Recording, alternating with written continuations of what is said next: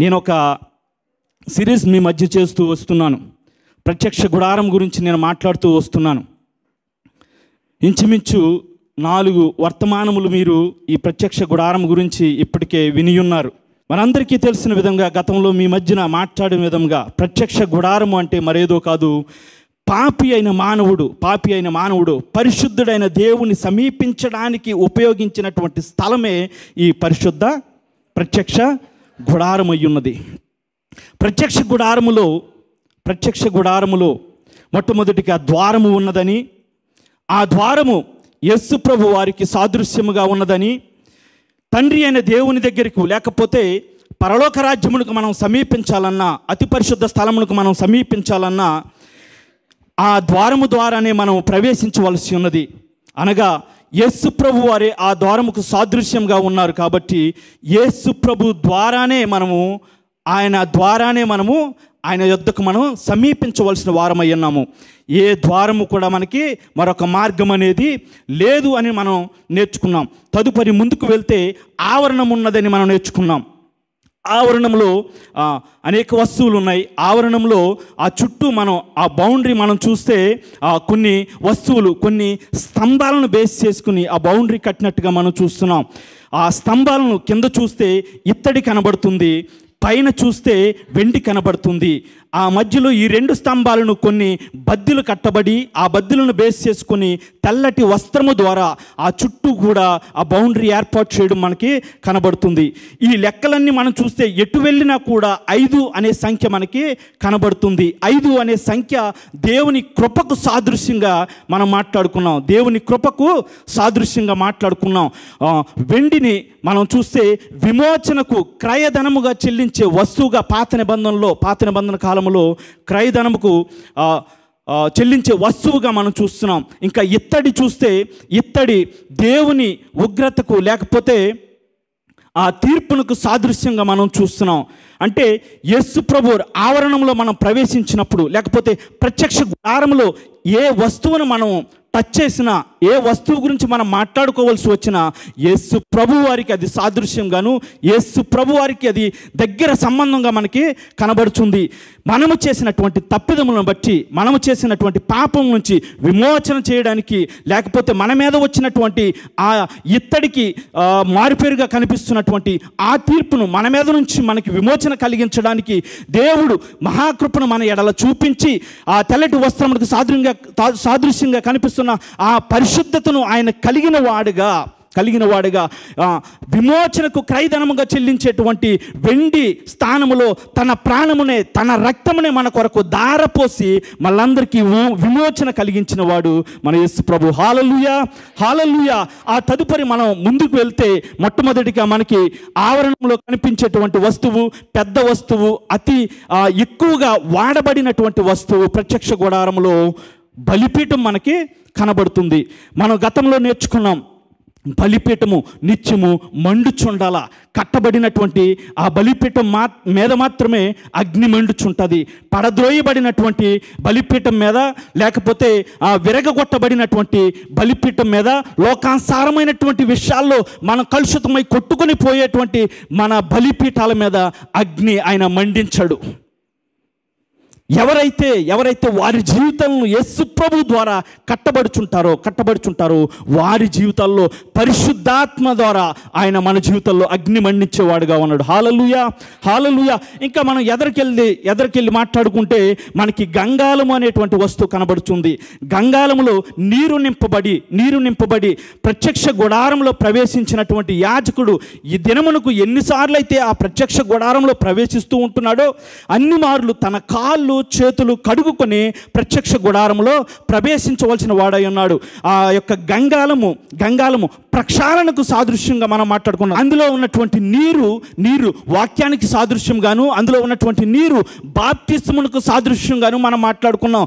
ఎవరైతే వాక్యము ద్వారా శుద్ధి చేయబడి, వాక్యము ద్వారా తన జీవితాలు మార్చుకుని యేసు ప్రభువును సొంత రక్షకుడిగా అంగీకరించి ఎవరైతే బాప్తిస్మ సాక్ష్యంలోనికి వచ్చి ఉన్నారో వారు మాత్రమే ప్రత్యక్ష గుడారములోనికి, పరిశుద్ధ స్థలములోనికి, అనగా నేను గతంలో చెప్పాను, ప్రత్యక్ష గుడారములో పరిశుద్ధ స్థలము దేనికి సాదృశ్యము? సంఘమునకు సాదృశ్యంగా ఉంది. ఎవరైతే బాప్తిస్మ సాక్ష్యంలోనికి వచ్చి ఉన్నారో వారు సంఘములోనికి చేర్చబడుతున్నారు. సంఘ ఆ యొక్క విశ్వాసుల సమూహంలోనికి చేర్చబడుతున్నారు. ఒకవేళ నీవు కొన్ని సంవత్సరముల నుంచి నీవు సంఘానికి రావచ్చేమో కానీ ఒకవేళ నీవు యేసు ప్రభుని సొంత రక్షకుడిగా అంగీకరించకుండా బాప్తిస్మ సాక్ష్యంలోనికి రాకుండా సంఘములో ఉన్నా కూడా లేనట్టే. సంఘములో ఉన్నా కూడా ఆయన యొక్క రక్తమాంసంలో నువ్వు పాలు పొందలేవు. సంఘములో ఉన్నప్పటికీ కూడా నువ్వు ఆయన విశ్వాసుల సమూహంలో ఒక్కడిగా నీవు పిలువబడలేవు. ఎందుకు అంటే ఎవరైతే ఆయనను సొంత రక్షకుడిగా అంగీకరించి బాప్తిస్మ సాక్ష్యంలోనికి వచ్చి ఉన్నారో ఆయన అంటున్నాడు కదా రాజులైన యాజక సమూహం అంటున్నాడు, పరిశుద్ధ జనం అంటున్నాడు, వీరు నా సొత్తు అంటున్నాడు. నీవు కోల్పోయేది ఏంటో తెలుసా? రాజులైన యాజక సమూహం అని పిలబడేటువంటి పిలుపు, ఆ గొప్ప ధన్యతను నువ్వు కోల్పోతున్నావు. పరిశుద్ధ జనముగా పిలబడుచున్నటువంటి ఆ గొప్ప పిలుపును నువ్వు కోల్పోతున్నావు. దేనిని బట్టో తెలుసా? నీవు ఇంతకాలము నువ్వు సంఘమునకు వచ్చి నువ్వు రక్షించబడకుండా బాప్తిస్మ సాక్ష్యంలోనికి ఇంకా నువ్వు రాకుండా సంఘంలోనికి వచ్చినా కూడా ఎటువంటి ఉపయోగం లేకుండా ఉంది. నా ప్రియమైన సహోదరుడా, సహోదరి, నీవు చేయవలసినటువంటి ముఖ్యమైన పని ఆయనను సొంత రక్షకుడిగా అంగీకరించి బాప్తిస్మ సాక్ష్యంలోనికి నీవు ఎప్పుడైతే వస్తావో సంఘములోనికి నీవు చేర్చబడతావు. సంఘం అంటే విశ్వాసుల సమూహము. అందులోనికి నువ్వు ఎప్పుడైతే చేర్చబడతావో సంఘమునకు దేవుడు ఒక ప్రత్యేకమైనటువంటి గొప్ప స్థితిని ఇచ్చాడు. దేవుని మహాకృపను బట్టి దేవుడు సమయం ఇస్తే మరొకసారి ఎప్పుడైనా దాన్ని మాట్లాడతాను. రైట్. ఇప్పుడు ఆ గంగాళము నుంచి ఎన్నిసార్లు అయితే యాజకుడు లోపలికి ప్రవేశిస్తాడో అన్నిసార్లు కూడా తన కాళ్ళు చేతులు కడుగుకొని పరిశుద్ధ స్థలంలోనికి ప్రవేశించనై ఉన్నాడు. పరిశుద్ధ స్థలంలో మనకు కనిపించేటువంటి వస్తువులు మనం చూస్తే కనుక మొట్టమొదటిగా సన్నిధి రొట్టెల బల్ల కనబడుతుంది, దానికి ఎదురుగా దీపవృక్షం కనబడుతుంది, మధ్యలో ధూపవేదిక మనకి కనబడుతుంది. ఈ యొక్క ప్రత్యక్ష గుడారం లోపల 2 స్థలములను వేరుపరిచేటువంటి అడ్డుతెర మనకు కనబడుతుంది. ఒకటి పరిశుద్ధ స్థలమును, రెండవది అతి పరిశుద్ధ స్థలమును. ఈ రెండుని కూడా వేరు చేస్తూ ఒక ఆ అడ్డుతెర మనం చూస్తున్నాం. ఇక్కడ చూస్తే ఈ పరిశుద్ధ స్థలము దేనికి సాదృశ్యంగా ఉన్నది అని మనం మాట్లాడుకుంటే ఖచ్చితంగా ఇంతకుముందు చెప్పినట్టు సంఘమునకు అది సాదృశ్యంగా ఉంది. దేనికి సాదృశ్యంగా ఉంది? సంఘమునకు సాదృశ్యంగా ఉంది. వాస్తవానికి పాత నిబంధనలో మనం గమనిస్తే ఏది కూడా, ఏ నమూనా కూడా, లేకపోతే ఏ వస్తువు కూడా అది నిజమైనది అని చెప్పబడలా. హెబ్రీయులకు రాసిన పత్రికలో మనం చూస్తే 9వ అధ్యాయం 1వ వచనంలో మనం ఒకసారి చదువుదాం. మొదటి నిబంధనకైతే సేవా నియమములను ఈ లోక సంబంధమైన పరిశుద్ధ స్థలమును ఉన్నది. హెబ్రీయులకు రాసిన పత్రికలో పరిశుద్ధుడైన అపోస్తలుడైన పౌలు చెప్తూ అంటున్నాడు కదా, మొదటి నిబంధన అంటే పాత నిబంధన. మొదటి నిబంధన అంటే ఏ నిబంధన? పాత నిబంధనకైతే సేవా నియమములను ఈ లోక సంబంధమైన పరిశుద్ధ స్థలమును ఉన్నది. పాత నిబంధనకైతే ఏమంటున్నాడు? సేవా నియమములను ఈ లోక సంబంధమైన పరిశుద్ధ స్థలము ఉన్నది. అంటే ప్రత్యక్ష గుడారంలో ఉన్నటువంటి పరిశుద్ధ స్థలము ఏ స్థలం? అది ఈ లోక సంబంధమైన పరిశుద్ధ స్థలం. ఈ లోక సంబంధమైన పరిశుద్ధ స్థలం అంటే మరి పరలోక సంబంధమైన పరిశుద్ధ స్థలం ఎక్కడుంది కదా? పాత నిబంధనలో ప్రత్యక్ష గుడారంలో ఉన్నటువంటి పరిశుద్ధ స్థలం ఈ లోక సంబంధమైనది అయితే పరలోక సంబంధమైనటువంటి పరిశుద్ధ స్థలం ఎక్కడుంది? ఇంకా మనకి అర్థం కావాలంటే 10వ అధ్యాయం 1వ వచనం ఎవరైనా చదవండి. ధర్మశాస్త్రము రాబోచున్న మేలులు ఛాయగలదియే గాని ఆ వస్తువుల నిజస్వరూపము గలది కాదు. మీకు అర్థమవుతుంది కదా? ధర్మశాస్త్రము ధర్మశాస్త్రము, లేకపోతే పాత నిబంధనలో ఉన్నటువంటి అనేక నియమములు, ప్రత్యక్ష గుడారము, అందులో ఉన్నటువంటి వస్తువులు, ఇవన్నీ కూడా వాటన్నిటిని కూడా మాట్లాడుతూ అంటున్నాడు కదా. అవన్నీ కూడా రాబోచున్న మేలులు, ఆ దినములు గడిచిపోయి పాత నిబంధన గడిచిపోయింది, మనం కొత్త నిబంధనలోకి వచ్చాం. యేసు ప్రభువు ద్వారా మనం ఒక నూతన నిబంధనలకు మనం వచ్చున్నాం. అయితే అంటున్నాడు కదా రాబోచున్న మేలుల ఛాయ గలదియే కానీ ఆ వస్తువుల నిజస్వరూపం కాదు అంటున్నాడు కదా. అక్కడ ఉన్నవన్నీ కూడా ఛాయ అంటే నీడ. ఆ వస్తువులన్నీ ఏంటి? నీడ. మరి నీడ ఉన్నదంటే అసలు వస్తువు ఉండాలి కదా. అర్థమవుతుందన్న మాటలో? నీడ ఉందంటే, నా నీడ ఉందంటే నేను ఉంటేనే కదా నా నీడ వచ్చేది. పాత నిబంధన వస్తువులు ఛాయారూపకం అయితే అసలు వస్తువు ఏది? అనేక విషయాలు ఇప్పటి వరకు కూడా బలిపీఠము నుంచి, ద్వారము నుంచి ఇంకా ఆవరణములోని వస్తువులు, బలిపీఠము, గంగాళము గురించి మనం మాట్లాడుకుంటూ ప్రతీదీ కూడా మీకు నూతన నిబంధన నుంచి మీకు చూపించుకుంటూ వచ్చాను. అసలైన వస్తువులు, నిజమైన వస్తువులు ఏవి అంటే ఇప్పటి వరకు మీకు చూపించినవి. మరి పరిశుద్ధ స్థలం యొక్క నిజమైన పరిశుద్ధ స్థలము ఏది? అది పాత నిబంధన పరిశుద్ధ స్థలం అయితే, అది ఈలోక సంబంధమైనటువంటి పరిశుద్ధ స్థలం అయితే, పరలోక సంబంధమైనటువంటి పరిశుద్ధ స్థలము ఏది అని మనం ఆలోచిస్తే కనుక దేవుని యొక్క వాక్యంలో మనం చూస్తే నిజస్వరూపము పరిశుద్ధ స్థలము సంగమునకు సాదృశ్యంగా ఉంది. హల్లెలూయా. ఈ పరిశుద్ధ స్థలము, ఈ సంఘము పరిశుద్ధ స్థలమునకు సాదృశ్యంగా ఉంది. మరి అతి పరిశుద్ధ స్థలము అంటే ఏంటంటే పరలోక రాజ్యం. హల్లెలూయా. పరలోకము అతి పరిశుద్ధ స్థలమునకును, ఈ సంఘము పరిశుద్ధ స్థలమునకు సాదృశ్యంగా మనకి కనబడుతుంది. పరిశుద్ధ గ్రంథంలో మనం చూస్తే ఒకసారి ఈ లోకంలోనికి వెళ్ళిపోతే లోకంలో చాలా సంఘాలు మనకి కనబడతాయి కదా. క్షమించండి ఈ మాటలు అంటున్నందుకు. చెట్టుబలిజీ సంఘం, రెడ్ల సంఘం, చౌదరి సంఘం కదా, కమ్మ సంఘం, కాపు సంఘం, ఇక మాదిగ, ఇంకా ఎన్ని జాతులు ఉన్నాయో అన్ని సంఘాలు మనకి కనబడతాయి కదా. అవి సరిపోలేదు అన్నట్టు చిరంజీవి సంఘం, పవన్ కళ్యాణ్ సంఘం, బాలకృష్ణ సంఘం కదా, ఇలా చాలా సంఘాలు కనబడుతున్నాయి. దేవుడు చెప్పింది ఏ సంఘము గురించి? పరిశుద్ధ స్థలముగా పిలువబడుచున్నటువంటి సంఘము గురించి ఆయన చెప్తున్నాడు. హల్లెలూయా. లోకంలో చాలా సంఘాలు ఉన్నాయి, కానీ ఆయన చెప్పినది పరిశుద్ధ సంఘము గురించి. వాస్తవానికి పరిశుద్ధ గ్రంథములో సంఘము అనే పదము వాడబడిన చోట పాత నిబంధన ఏ భాషలో రాయబడి ఉంది? ఒరిజినల్ హెబ్రీ భాష. కొత్త నిబంధన గ్రీకు భాష నుంచి కదా. పాత నిబంధన హెబ్రీ భాష నుంచి, కొత్త నిబంధన గ్రీకు భాష నుంచి వ్రాయబడితే అది తర్జుమా చేసినప్పుడు తెలుగులో సంఘముగా వ్రాయబడిన చోట ఆ గ్రీకు భాషలో ఆ స్థలంలో వ్రాయబడినటువంటి మాట ఏమిటో తెలుసా? 2 పదముల కలయిక కలిగినటువంటి ఎక్లేసియా అనేటువంటి పదమును వారు వాడినట్టుగా మనం చూస్తున్నాం. వాస్తవానికి దానికి తగినటువంటి అర్థాన్ని ఇచ్చేటువంటి మాట అంటే పిలువబడిన వారు. ఎవరు? పిలువబడిన వారు ఒక చోట నుంచి, ఒక స్థితి నుంచి, ఒక చోట నుంచి మరొక చోటకి, లేకపోతే ఒక స్థితి నుంచి మరొక స్థితికి పిలువబడినటువంటి వారు. దానిని సంఘముగా మన తెలుగులో దాన్ని అనువదించడం మనం చూస్తున్నాం. సంఘముగా అనువదించినట్టుగా మనం చూస్తున్నాం. ఇక్కడ చూస్తే పరిశుద్ధ గ్రంథంలో మనం చూస్తే కనుక గలతీయులకు రాసిన పత్రిక 1వ అధ్యాయం 6వ వచనంలో అంటాడు కదా, క్రీస్తు కృపను బట్టి మిమ్మును పిలచిన అంటాడు.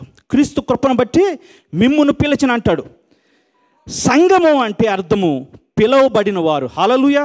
పిలువబడిన వారు. మీకు ఇంకా అర్థం కావాలంటే పేతురు రాసినటువంటి మొదటి పత్రిక 2వ అధ్యాయం 9వ వచనంలో చూస్తే అయితే మీరు చీకటిలో నుండి తన ఆశ్చర్యకరమైన వెలుగులోనికి మిమ్మును పిలిచిన వాడిని. చాలమ్మా, మళ్ళీ ఎక్కడి నుంచి పిలిచాడు? చీకటిలో నుంచి తన ఆశ్చర్యకరమైన వెలుగులోనికి పిలిచాడు. సంఘము అంటే అర్థం ఏంటి? పిలువబడిన వారు. ఇంకా మీకు అర్థం కావాలంటే మరొక వచనం మనం చూస్తే కొరింథీయులకు రాసిన పత్రిక, అపోస్తలుడైన పౌలు కొరింథీయులకు రాసిన మొదటి పత్రిక 1వ అధ్యాయం 2వ వచనంలో ఈ విధంగా ఉంటుంది.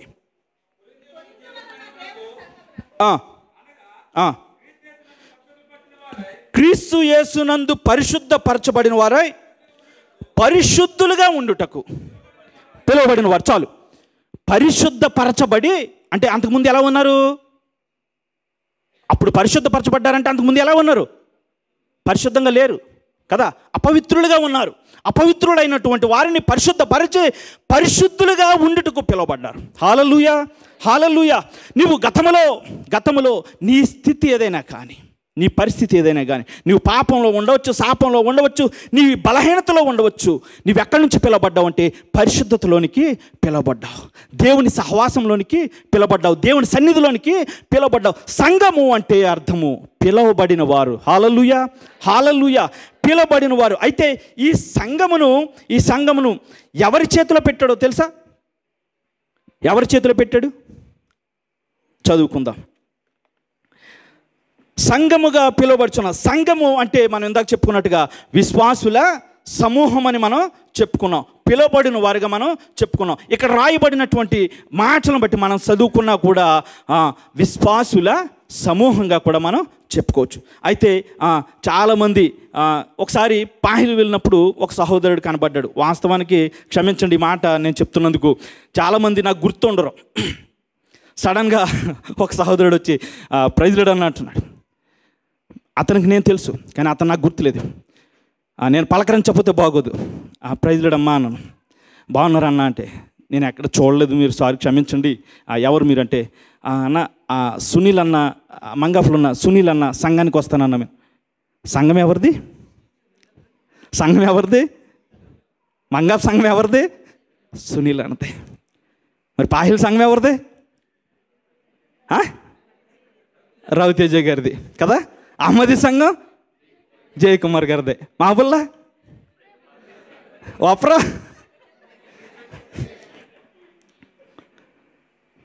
సంఘం ఎవరిది? దేవునిది. సంఘం ఎవరిది? దేవునిది. అందుకని అంటున్నాడు కదా, కొరింథీయులు రాసిన పత్రికలో, మొదటి కొరింథీయులకు రాసిన పత్రిక 1వ అధ్యాయం 2వ వచనంలో చక్కటి మాట ఉంటుంది. కొరింథీలో ఉన్న దేవుని సంఘం, పౌలు సంఘం అన్నాడా? కొరింథీయుల సంఘం అన్నాడా? దేవుని సంఘం. ఎవరిదా సంఘం? ఈ సంఘం ఎవరిది? దేవునిది. అహ్మదీ సంఘం ఎవరిది? దేవునిది. ఏ సంఘమైనా కూడా అది దేవునిది. ఎందుకు అంటే ఆయన కొరకు అది ఏర్పాటు చేయబడి. ఇంకా లోతుకెళ్తే చక్కటి మాట ఉంది. అపోస్తుల కార్యములు 20వ అధ్యాయం 28వ వచనం. అపోస్తుల కార్యములు 20వ అధ్యాయం 28వ వచనం. దేవుడు తన స్వరక్తం ఇచ్చి సంపాదించిన, చాలమ్మా చాలు, ఇక్కడ చూస్తే చక్కటి మాట. దేవుడు తన స్వరక్తం ఇచ్చి సంపాదించిన సంఘం. ఇది నీ సంఘమో నా సంఘమో లేకపోతే ఇంకెవరి సంఘమో కాదు. దేవుడు నియమించుకొని వాడుకుంటున్నాడు, అంతవరకే. మనం జస్ట్ పాత్రదారులం అంతే. హల్లెలూయా. సంఘము ఎవరిది అంటే దేవుని సంఘము. ఎందుకు దేవుని సంఘం అంటే ఆయన స్వరక్తమిచ్చి సంపాదించాడు. తన స్వరక్తమిచ్చి సంపాదించిన సంఘములోని విశ్వాసుల సమూహంగా పిలవబడ్డావు. పరిశుద్ధుల సహవాసంలో నువ్వు చేర్చబడ్డావు. ఇది నీది నాది కాదు, లేకపోతే ఇంకెవరిదో కాదు. అటువంటి సంఘమును ఎవరి చేతుల్లో పెట్టాడో తెలుసా? ఎవరి చేతుల్లో పెట్టాడు చెప్పాలి మీరు. కాపరి చేతుల్లో పెట్టాడు. ఎవరి చేతుల్లో పెట్టాడు? కాపరి చేతుల్లో పెట్టాడు. చక్కటి మాట మీకు గుర్తు చేస్తాను. హెబ్రీయులకు రాసిన పత్రిక 13వ అధ్యాయం 17వ వచనం.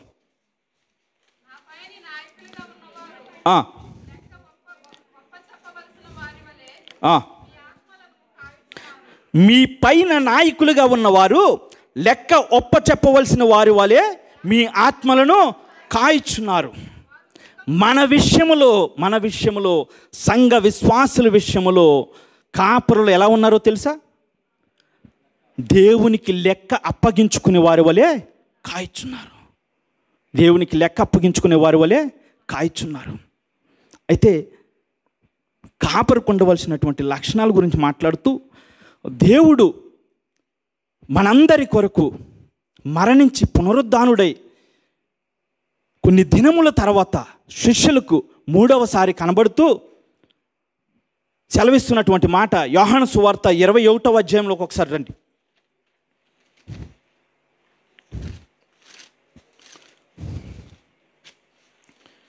యోహాను సువార్త 21వ అధ్యాయం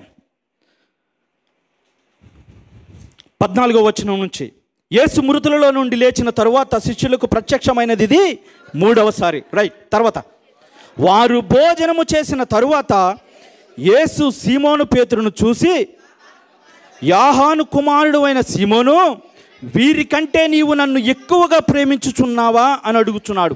ఎవరిని అడుగుతున్నాడు? యేసు ప్రభు వారు ప్రత్యక్షమై పేతురుని అడుగుతున్నాడు. పేతురుని అడుగుతున్నాడు. పేతురు, నీవు నన్ను ప్రేమించుచున్నావా అని అడుగుతున్నాడు. ఆయన అంటున్నాడు కదా, అవును ప్రభువా, నేను నిన్ను ప్రేమించుచున్నాను, నీవే ఎరుగుదువు ఆయనతో చెప్పాడు. అవును ప్రభు, నేను నిన్ను ప్రేమించుతున్నానని చెప్పిన తర్వాత ఆయన అంటాడు కదా, నా గొర్రె పిల్లలను మేపుము అని అతనితో చెప్పాడు. హల్లెలూయా, హల్లెలూయా.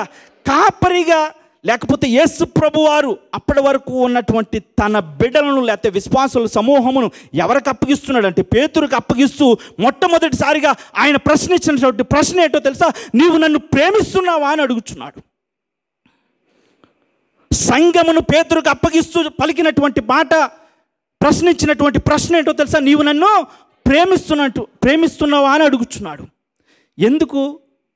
అప్పటి వరకు యేసు ప్రభు వారు సహవాసంలోనే ఉన్నాడు కదా, యేసు ప్రభు వారితోటే ఉన్నాడు కదా. పేతురు గురించి యేసు ప్రభుకు తెలియదా? ఖచ్చితంగా తెలుసు. కానీ తన నోట నుంచి వినడానికి ఇష్టపడుచున్నాడు. నీవు నన్ను ప్రేమిస్తున్నావా?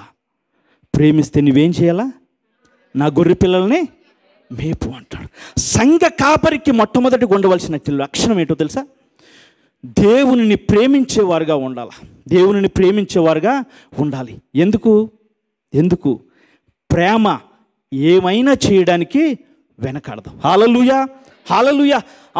యోహాను సువార్త 3:16 ఉంది కదా, దేవుడు లోకమును ఎంతో ఏం చేశాడు? ప్రేమించి తన అద్వితీయ కుమారుడైన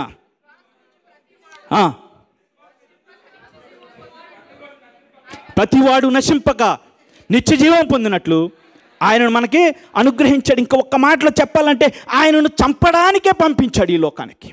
దేవుడు లోకమును ఎంతో ప్రేమించాడు. నిన్ను, నన్ను, మనందరినీ ఆయన ప్రేమించాడు. మనం నశించిపోకుండా, ఈ లోకంలో కొట్టుకొని పోకుండా, నరకానికి మనం పోకుండా ఉండడానికి ఆయన ప్రేమించాడు. ప్రేమించి అక్కడితో ఆగిపోలా. అవాదములు చేసినటువంటి పాపమును బట్టి వారు ఏదోను తోటలోంచి బయటకు నెట్టివేయబడ్డారు. నెట్టివేసి ఆయన విడిచిపెట్టలేదు సుమే. వారికి ఏం చేశాడు? చొక్కాలు కుట్టించాడు. ప్రేమ విడువలేకుంది. లోకాన్ని ప్రేమించాడు. ఆయన ప్రేమించి అక్కడితో ఆగిపోలేదు. తన ప్రియ కుమారుని మన కొరకు పంపించాడు. చంపడానికి పంపించాడు. హల్లెలూయా, హల్లెలూయా. నీవు సంఘమును ప్రేమిస్తే, నీవు దేవుణ్ణి ప్రేమిస్తే సంఘము కొరకు నీవేమైనా చేయగలవని పేతురుని ప్రశ్నిస్తున్నాడు. కాపరులకు మొట్టమొదటిగా ఉండవలసినటువంటి లక్షణం దేవుణ్ణి ప్రేమించే లక్షణం ఉండాలి. ఎందుకంటే దేవుణ్ణి ప్రేమించగలిగితే వారు సంఘము కొరకు ఏమైనా చేయగలరు. రెండవ లక్షణం గురించి మనం మాట్లాడుకుంటే అంటున్నాడు కదా, ఆయన అంటున్నాడు, నా గొర్రెలను నువ్వు మేపుము అంటున్నాడు. నా గొర్రెలను మేపుము అంటాడు. ఏం పెట్టి? బిర్యానీ పెట్టా? ఏం పెట్టి మేపాలా? వాక్యం పెట్టి. చక్కగా ఆరాధన అయిపోయిన తర్వాత మనకి భోజనాలు ఉంటాయి కదా, మీరందరూ కూడా ఖాళీ కడుపులతోటి వెళ్ళకూడదు అని ఒకే ఒక్క ఉద్దేశంతో, ఇబ్బంది పడకూడదు, మళ్ళా మీరు వెళ్ళి 10 గంటలకు 11 గంటలకు తిని ఇబ్బంది పడతారని దైవజనులు చెప్పినటువంటి మాట మేరకు కొంతమంది ప్రోత్సహించబడి ముందుకొచ్చి చేస్తున్నటువంటి ఆ పనిని బట్టి మీకు కొంత ఆహారం సిద్ధపరుస్తూ ఉంటే యవన బృందం, ఇంకా మన విజయలక్ష్మి గారి బృందం వారు తయారు చేసి అక్కడ పెడుతుంటే అందులో కూడా సమస్యలే కదా. నాకు కూర తక్కువ వేస్తున్నారని అంటారు ఒకరు. వాస్తవం, మీరు నవ్వు వస్తుంది కానీ చాలామందికి మొక్కలు చూసి వేస్తున్నారండి అంటున్నారు. పాపం విజయలక్ష్మి గారు ఎవరికి తక్కువ కాకూడదు, ఎవరికి మళ్ళీ ఇబ్బంది పడకూడదు అనే ఉద్దేశంతో వండిన యవనస్తులే అక్కడ నిలబడి అక్కడ సేవ చేస్తుంటే నాకు తక్కువ వేశారు, నీకు ఎక్కువ వేశారు. ఏమైనా అర్థం ఉందా అసలు? వాటి గురించే మనం మాట్లాడుకునేది. లేకపోతే ఖాళీగా వెళ్ళిపోదాం, తప్పులేదు కదా. ఆ మాత్రం అడ్జస్ట్ అవ్వలేము ఆ కుటుంబంలో. ఇటువంటి చిన్న చిన్న విషయాల దగ్గర మనం ఆగిపోతున్నాం. చాలా దురదృష్టం ఇది. కాపరులను నిలబెట్టుకున్నది దేవుడు. కాపరికి ఉండవలసినటువంటి లక్షణం రెండవదిగా వారిని మేపమని అంటున్నాడు. వాక్యముచే మేపాల. దేనితోటి? వాక్యముతోటి మేపాల. సంఘ కాపరి ఇక్కడ నిలబడి వాక్యం చెప్తున్నప్పుడు ఏదో సరదాగా 5-10 నిమిషాల్లో ఇక్కడ నిలబడి చెప్పేసేది కాదు. కొన్ని దినములు ప్రయాసం ఉంటుంది, కొన్ని దినములు అందులో పొందుపరిచినటువంటి వాక్యాలు. పరిశుద్ధ గ్రంథంలో వాక్యం ఎక్కడి నుంచి వస్తుంది, ఎలా వస్తుంది అంటే ఒక చక్కటి మాట మీకు గుర్తు చేస్తాను. యెషయాకు రాసినటువంటి గ్రంథం నుంచి 28వ అధ్యాయం 13వ వచనంలో ఆజ్ఞ వెంబడి ఆజ్ఞ, ఆజ్ఞ వెంబడి ఆజ్ఞ, సూత్రం వెంబడి సూత్రం, కొంత ఇచ్చట కొంత అచ్చట. ఇన్ని తంతులు ఉన్నాయి అందులో. ఆజ్ఞ వెంబడి ఆజ్ఞ, సూత్రం వెంబడి సూత్రం, కొంత ఇచ్చట కొంత అచ్చట. ఆ తర్వాత ఏముంది? యెహోవా వాక్యం మీకు వచ్చును. ఎట్లా వస్తుంది? అట్లాగా మనం ఏదో బట్టలు వేసుకుని ఎట్లా టై కట్టుకుని లేకపోతే బ్యాగ్ తగిలించుకుని వచ్చేసుకున్నట్టు వచ్చేస్తుందా? లేదు. దైవజనుల ప్రయాసం ఉంది అందులో. సూత్రం వెంబడి సూత్రం, ఆజ్ఞ వెంబడి ఆజ్ఞ, కొంత ఇచ్చట కొంత అచ్చట. ఎన్నో చదివి ఎన్నో వెతికి సంఘమునకు క్షేమకరంగా ఏది ఉండాలో ఆలోచించి ప్రయాసపడి దైవజనుడు ఇక్కడ నిలబడి మీకు వాక్యం ప్రకటిస్తున్నాడు. మీరు పోషింపబడాలని, వాక్యం అనే వెలుగులో మీరు సరిచేయబడాలని, రేపు సంఘము దేవుని ఎదుట నిలవబెట్టాలని వారి ప్రయాస. హల్లెలూయా, హల్లెలూయా. దైవజనుడికి ఉన్నటువంటి మొట్టమొదటి లక్షణం, కాపరికి ఉండవలసినటువంటి మొట్టమొదటి లక్షణం, దేవుని ప్రేమించేవారుగా ఉండాలి, సంఘమును మేపేవారుగా వారు ఉండాలి. హల్లెలూయా, హల్లెలూయా. దావీదు భక్తుడు అంటాడు కదా చక్కటి మాట, నీ వాక్యమే నన్ను బ్రతికించుచున్నది, నీ వాక్యమే నన్ను బ్రతికించుచున్నది. వాక్యము ద్వారా మనం బ్రతికించబడుతున్నాం, పోషింపబడుతున్నాం. మన ఆత్మలు ఎట్లా పోషింపబడుతున్నాయి అంటే వాక్యము ద్వారానే పోషింపబడుతున్నాయి. అది ఎవరి ద్వారా అంటే దైవజనులు, కాపరి ద్వారా మనకు అది రావాల్సి ఉన్నది. కాపరి ద్వారా రావాల్సి ఉన్నది. నేను చాలా విషయాలు మాట్లాడొచ్చేమో కానీ కొన్ని విషయాలు దైవజనుడు మాట్లాడితేనే దాని అందం ఉంటుంది. నాకు ఎన్నో తెలిసి ఉండొచ్చు, కానీ వయసు పెరిగినటువంటి దైవజనులు, జయకుమార్ గారు లాంటి వారు, లేకపోతే మన అపోస్తులు లాంటి వారు, అలాంటి వయసు కలిగినటువంటి వారు కొన్ని అనుభవాలతో మాట్లాడినటువంటి మాటలు ఉంటాయి. అవి అందరూ మాట్లాడడానికి సరిపోదు. అది దైవజనుడికి, కాపరికి ఇచ్చినటువంటి గొప్ప భాగ్యం. హల్లెలూయా, హల్లెలూయా. ఇక మనం చూసినట్లయితే మొట్టమొదటిగా ప్రేమించేవాడిగా ఉండాలి, రెండవది పోషించేవాడిగా ఉండాలి. తర్వాత అంటున్నాడు కదా మరలా యేసు ప్రభు వారు పేతురు గారిని ప్రశ్నిస్తున్నాడు.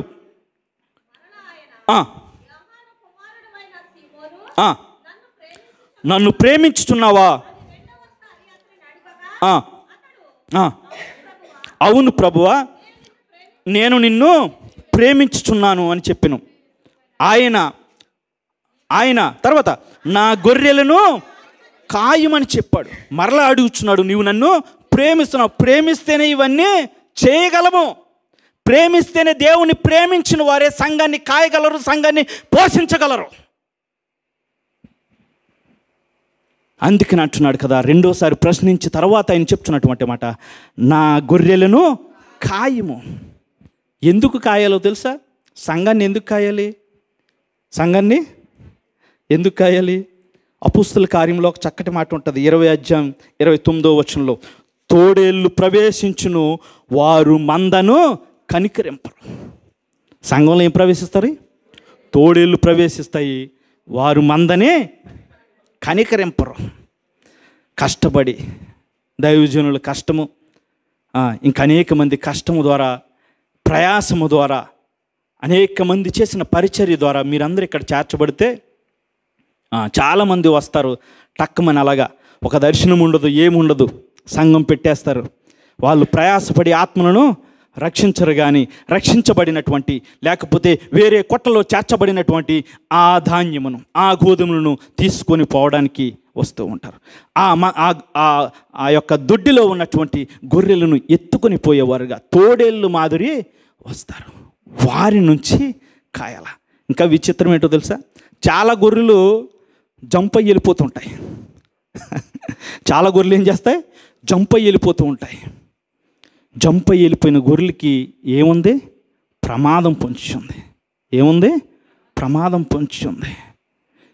దైవజనుడు నిలబడి నిన్ను హెచ్చరించినప్పుడు, నిన్ను సరిచేయాలని చూసినప్పుడు, వాక్యం సూటిగా నీతో మాట్లాడుతున్నప్పుడు, అది నీ జీవితానికి అవసరమైతే ఖచ్చితంగా దాన్ని నువ్వు తీసుకోవాల్సిన అవసరం ఉంది.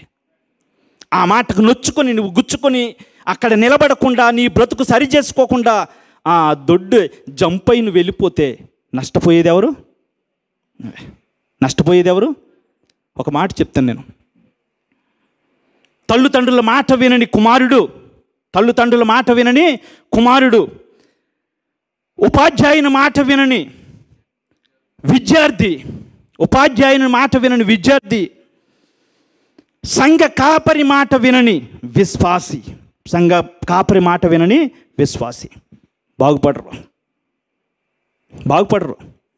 తల్లిదండ్రుల మాట వినకపోయినా చెడిపోతాడు. స్కూల్లో ఉపాధ్యాయుని మాట వినకపోయినా చెడిపోతారు. సంఘంలో కాపరి మాట వినకపోయినా పోతాం, లోకంలో కలిసిపోతాం. ఎందుకు, ఒక్క నెల రోజులు ఉద్యోగరీత్యా నేను ఆల్మోస్ట్ 2 నెలలు సంఘానికి రాలేదు. చాలా వెలితి. అట్లాగా మన జీవితంలో ప్రార్థన వాక్యం లేకపోతే ఇంక అట్లా లోకంలోకి పోతాం, చెప్పలేం కదా. సంఘ కాపరికి మొట్టమొదటిగా ఉండవలసిన లక్షణం దేవుణ్ణి ప్రేమించేవాడిగా ఉండాలి. రెండవది సంఘమును పోషించేవాడిగా ఉండాలి. మూడవది కాసేవాడిగా ఉండాలి. హల్లెలూయా. ఇంకా మనం మాట్లాడుకుంటే తీతుకు రాసిన పత్రిక 1వ అధ్యాయం 9వ వచనంలో చక్కటి మాట ఉంది. తీతుకు రాసిన పత్రిక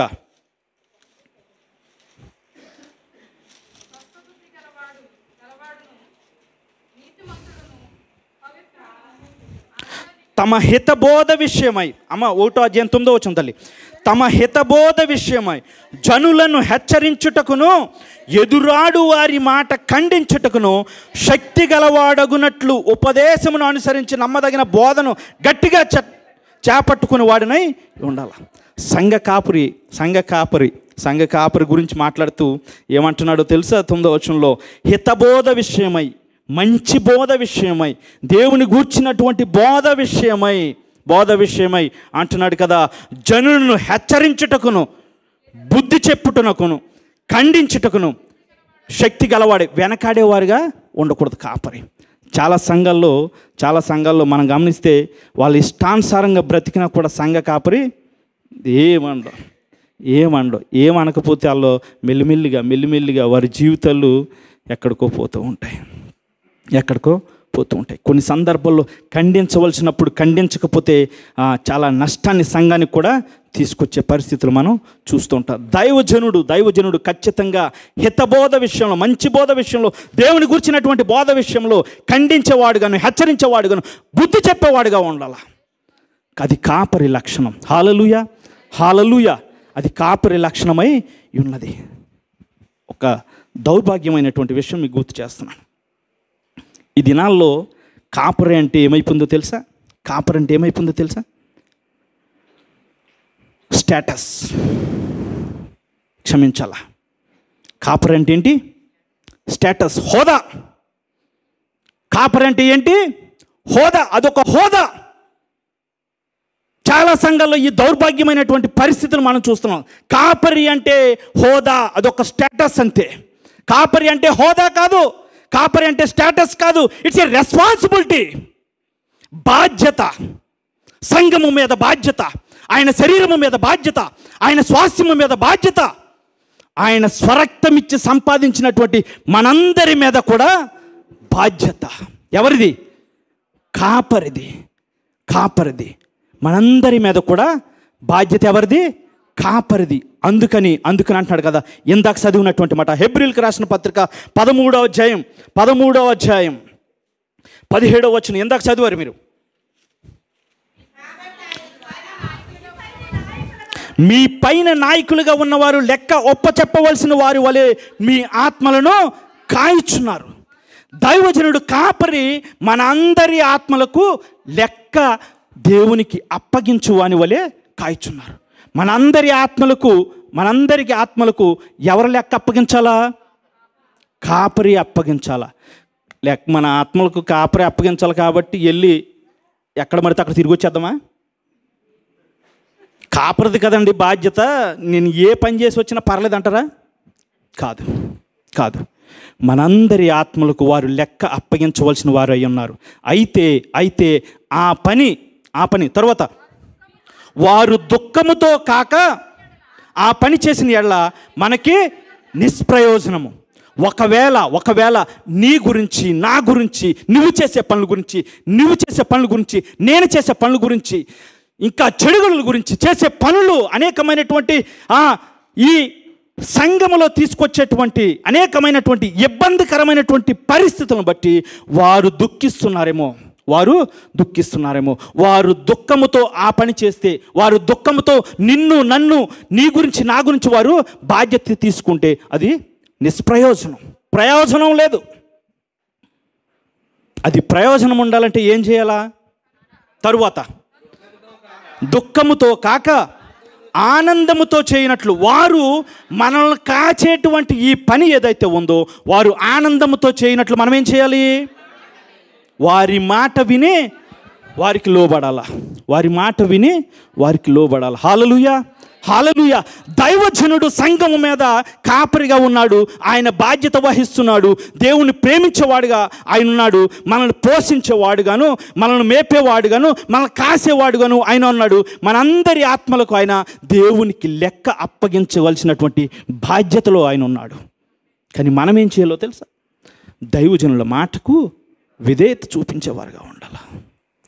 దైవజనుల మాటకు విధేయత చూపించకుండా చిన్న విషయాల్లో ఎంత దౌర్భాగ్యం అంటే, మీ కుటుంబాల్లో కూడా ఇట్లాగే ఉంటారో నాకు తెలియదు. చిన్న విషయాల్లో గొడవలు పడుతూ ఏదో ఊరొచ్చి మీద పడినట్టు మాట్లాడుకుంటే పోయే విషయాలకు కూడా ఊరొచ్చి మీద పడినట్టు ఏడ్చుకుంటూ దైవజనుడి దగ్గరికి వస్తాడు. ఆయనేమో ఆయన ఒప్పించలేడు. గట్టిగా ఏమైనంటే బయటికి వెళ్ళిపోతారు మరలా. ఇది పరిస్థితి.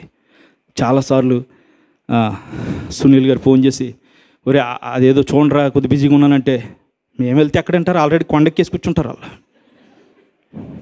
చాలా ఇబ్బంది. ఇది మన కుటుంబంగా భావిస్తున్నప్పుడు, ఒక రక్తమాంసంలో మనం పాలు పొందుతున్నప్పుడు, ఒకే దేవుని ఆరాధిస్తున్నప్పుడు సమాధానం కలిగిన వారుగా మనం ఉందాం.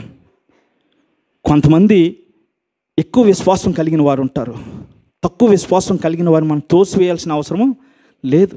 వాళ్ళని బలపరిచేవారుగా మనం ఉండాలి. కొంతమందికి వాక్యం ఎక్కువ తెలిసి ఉండొచ్చు, కొంతమందికి తక్కువ తెలిసి ఉండొచ్చు. వారికి తెలియజేసే విధంగా మనం అడుగులు వేద్దాం. కొంతమంది ఎక్కువ పరిచర్య చేసేవారుగా ఉండవచ్చు, కొంతమంది అసలు వారి ఉద్యోగరీత్యా వాళ్ళకు ఉన్నటువంటి పరిస్థితులు బట్టి వచ్చి వాక్యం విని మాత్రమే వెళ్ళిపోతుంటారు. వాళ్ళని ప్రోత్సహించి బలపరిచేవారుగా మనం ఉందాం. చిన్న విషయాల్లో మనం పోట్లాడుకునేవారుగాను, గొడవలు పడేవారుగాను, జుంపు పట్టుకుని కొట్టుకునేవారుగాను మనం ఉండకూడదా? ఇది సంఘము, పరిశుద్ధుల సహవాసము. ఇది పరిశుద్ధ స్థలము. పరిశుద్ధ స్థలము నుంచి మనం ఎక్కడికి వెళ్ళాలి? ఇప్పుడు అతి పరిశుద్ధ స్థలంలోనికి మనం వెళ్ళాలి. అతి పరిశుద్ధ స్థలంలోనికి మనం వెళ్ళాలంటే పరిశుద్ధ స్థలములో ఉన్నటువంటి క్రమం మనం జరిగించాలా. పరిశుద్ధ స్థలంలోనే మనం ఫెయిల్ అయిపోతూ ఉంటే, ఆవరణంలో ఉన్నటువంటి బలిపీఠము దగ్గర, గంగాలము దగ్గర, లేకపోతే ఆ ద్వారం దగ్గరే మనం ఫెయిల్ అయిపోతూ ఉంటే, అతి పరిశుద్ధ స్థలమునకు సాదృశ్యంగా కనబడుతున్న పరలోకము ఎప్పుడు వెళ్తాం? ఒక మాట చూపిస్తాను.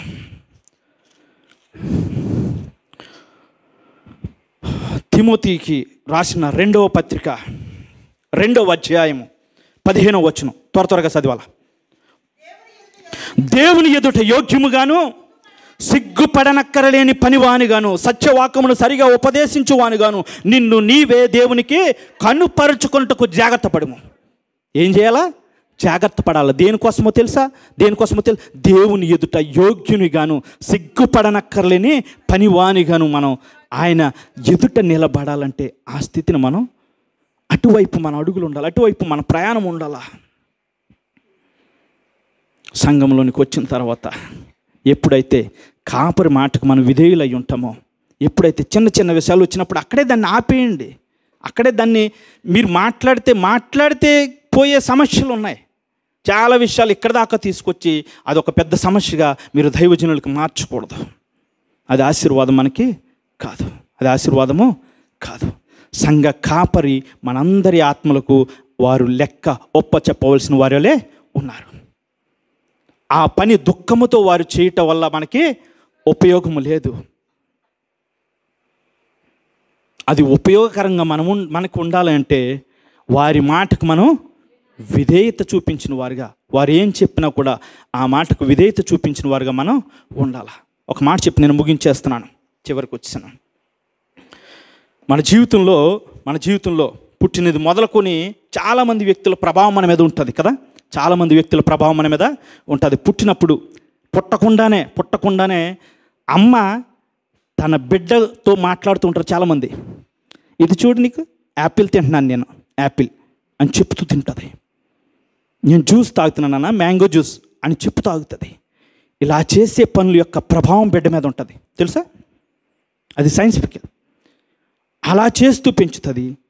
తల్లి ప్రభావం బిడ్డ మీద ఉంటుంది. ఎదిగిన తర్వాత తండ్రి ప్రభావం బిడ్డ మీద ఉంటుంది. కొద్ది ఎదుగుతాడు, స్కూల్కి వెళ్తాడు. మా జాన్గడు వస్తాడు ఇంటికి, డాడీ వాడు అలా చేశాడు, వీడు ఇలా చేశాడు, వీడితో కట్టి అంటాడు. అంటే వారి ప్రభావం వీడి మీద ఉంది, వీడి ప్రభావం కూడా వారి మీద ఉంటుంది. స్కూల్ వరకు వాళ్ళ ప్రభావం బిడ్డల మీద ఉంటుంది. కొద్ది ఎదుగుతున్నాడు, హై స్కూల్, కాలేజ్, స్నేహితుల ప్రభావం బిడ్డల మీద ఉంటుంది. కొద్ది వయసు వచ్చిన తర్వాత సినిమా హీరోలను బట్టో, రాజకీయ నాయకులను బట్టో, వారు చేసే పనులు బట్టో వారి ప్రభావము మన మీద ఉంటుంది. నాకు ఒక హీరో అంటే చాలా ఇష్టం. క్షమించండి, ఇప్పుడు కాదులే. ఆయనది ఏ సినిమా రిలీజ్ అయినా కూడా ఆ పేరు పెట్టి పిలిపించుకునేవాడిని నేను. అంత ఇష్టం నాకు. అతనిలో నచ్చింది, అతనికి నేను ప్రభావితుడినయ్యాను. ఇలా మన జీవితంలో చాలామంది ప్రభావం మన మీద ఉంటుంది. పుట్టినది మొదలుకొని చచ్చే వరకు చాలామంది ప్రభావం ఉంటుంది.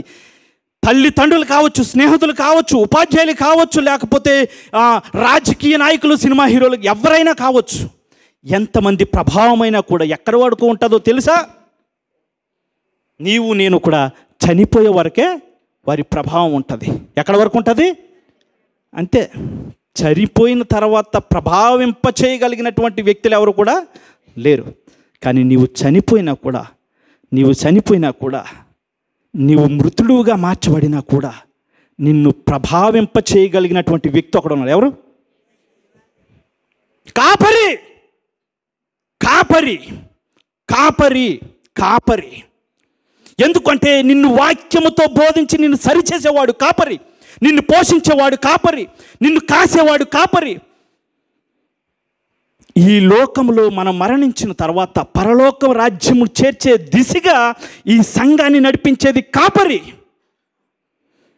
అటువంటి కాపరి మాట మనం వినకుండా నిర్లక్ష్య పెడుతూ, వారిని ఇబ్బంది పెడుతూ, మనకి చాలా పరిచర్యలు ఉన్నాయి, అవన్నీ కుంటు పడిపోతున్నాయి. వాటిని అన్నిటిని పక్కన పెడుతూ, వారికే ఇబ్బందికరంగా ఉంటూ, వారినే ఇబ్బంది పెడుతూ మనం ఉంటే అది మనకి మంచిది కాదు. ప్రత్యక్ష గుడారంలో పరిశుద్ధ స్థలము ఉన్నది. పరిశుద్ధ స్థలము సంఘమునకు సాదృశ్యమై ఉన్నది. ఆ సంఘము ఒక దినాన్న, సంఘానికి చాలా గొప్ప ధన్యత ఇచ్చాడు. సంఘము ఒక దినాన్న దేవుని ఎదుట నిలవబడవలసి ఉన్నది. శ్రమలు చూడడానికి కాదు సంఘము, శ్రమలలో పాలొందడానికి కాదు సంఘము, శ్రమలు రాకముందే ఆయన మధ్యాకాశానికి ఆయన ఆసీనుడై ఉన్నప్పుడు ఆయనతో పాటు మనము ఎత్తబడడానికి మనం ఉన్నాం. హల్లెలూయా, హల్లెలూయా. ఒకవేళ ఆ స్థితిలో మనం లేకుండా ఉండిపోతే కనుక మన జీవితాలు ఎంత భక్తి చేసి వృధా అయిపోతూ ఉంటాయి. సంఘానికి సరైన అర్థాన్ని ఇచ్చే విధముగా మనం బ్రతుకుదాం. అనేక పరిచర్యలు ఉంటున్నాయి సంఘాల్లో. దేవునికి మహిమకరంగాను దైవజనులకు సహాయకరంగాను మనం ఉన్నప్పుడు అది మన జీవితాలకు కూడా ఆశీర్వాదకరమైంది. ఒక్క క్షణం కళ్ళు మూసుకొని ప్రార్థన చేసుకుందాం. చాలా చిన్న విషయాల్లో మనం పడిపోతూ ఉండవచ్చు. చిన్న విషయాల్లో గొడవ పడుతూ సంఘానికే ఇబ్బందికరంగా మనం ఉంటూ ఉండొచ్చు. చిన్న విషయాల్లో మన ఆత్మీయ జీవితాన్ని మనం ఆపేసుకుంటూ ఉండొచ్చు. ఎదగవలసినటువంటి ఆత్మీయ జీవితాన్ని చిన్న విషయాల దగ్గర మనం ఆగిపోతూ ఉండవచ్చు. ఒకవేళ అలాంటి పరిస్థితులు గుండా మనం వెళ్తున్నామేమో, అది మనకి క్షేమం కాదు. దేవుడు గొప్ప ప్రణాళిక కలిగి ఉన్నాడు. మన విషయంలో గొప్ప ప్రణాళిక కలిగి ఉన్నాడు. సంఘానికి ఉపయోగకరంగా మనం ఉందాం. పరిశుద్ధ స్థలంలో మనం ప్రవేశించాం. ఇక అతి పరిశుద్ధ స్థలంలోనికి మనం ప్రవేశించవలసిన వారమై ఉన్నాం. దానికి సిద్ధపడే విధముగా మన అడుగులు వేద్దాం. ప్రార్థన చేసుకుందాం. యేసయ్యానికి స్తోత్రములు తండ్రి. మా రక్షకానికి మహిమ చెల్లిస్తున్నాను తండ్రి. మా దేవానికి మహిమ చెల్లిస్తున్నాను తండ్రి. యేసయ్యానికి మహిమ తండ్రి. మా రాజానికి మహిమ తండ్రి. మా రాజానికి స్తోత్రములయ్యా. అయా తండ్రి, ఎంతవరకు వెత్తబడినటువంటి వాక్యాన్ని బట్టి నీకు స్తోత్రములు. నీకు మహిమ చెల్లిస్తున్నా తండ్రి. ఎన్నిక లేనటువంటి వాడును, ఏ యోగ్యత లేదు మహాప్రభు. మీరు మాట్లాడిన విధానం బట్టి నీకు మహిమ చెల్లిస్తున్నాను. అయా సంఘముగా నీ పాద సన్నిధికి మేము వస్తున్నాం. అయా అనేక విధాలుగా మేము అడ్డుబండగా మేము ఉండిపోతున్నామేమో, దయతో కృప చూపించండి. అనేక బలహీనతల్లో మేము వాటిని జయించలేక ఉండిపోతున్నామేమో, దయతో కృప చూపించండి. నీ సహాయమును అనుగ్రహించండి. సంఘానికి ఉపయోగకరముగాను, సంఘానికి మేలుకరముగాను, దైవజనులకు సహాయకులుగాను మేము ఉండడానికి సహాయము దయచేయండి. బలపరచండి. మా సంఘాన్ని విస్తరింపచేయండి. ఈ ఖాళీ స్థలములన్నీ నింపడానికి తండ్రి మేమందరం కూడా ఒక కారణంగా ఉండడానికి సహాయము దయచేయండి. మేము ఎవరినైనా నొప్పించుంటే దయతో క్షమించండి. మీరు మహిమ పొందండి. వెత్తబడినటువంటి వాక్యం వృధా కాకుండా మా జీవితాల్లో ఫలింప చేయమని మమ్మల్ని మీ చేతులకు అప్పగించుకుంటూ ఎంతవరకు నడిపించిన విధానం బట్టి కేవలం నీకు మాత్రమే మహిమ రాజా, నీకు మాత్రమే ఘనత రాజా, నీకు మాత్రమే ప్రభావం చెల్లించుకుంటూ యేసు నామములో ఈ కొద్ది ప్రార్థన అడిగి పొందుకున్నామా తండ్రి. ఆమేన్. అందరికీ వందనాలు.